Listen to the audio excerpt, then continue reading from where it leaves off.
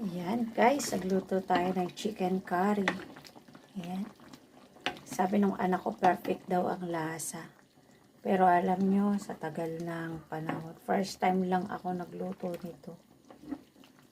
Yung instruction niya, sinunod ko lang.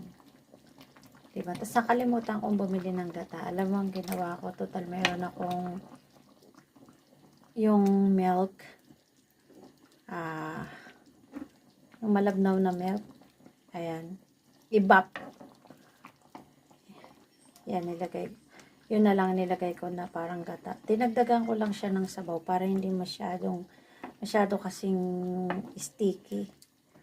Kaya dinagdagan ko muna siya ng sabaw. Hanggang sa maano ulit siya. Maiga ulit ng konti. O, diba? First time nagluto ng chicken curry. Ayan, maraming salamat everyone. Thank you, thank you.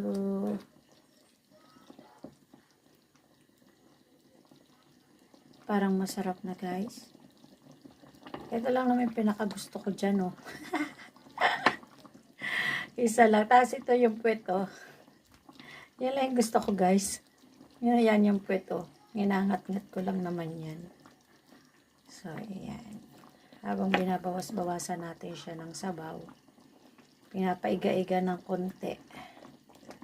Hayaan muna natin, pero at saka yung potato niya is parang medyo bago pa lang siyang naluluto. Kaya, so, ayan guys. Thanks for watching. Teka lang, gawin muna natin at least 2 minutes, diba?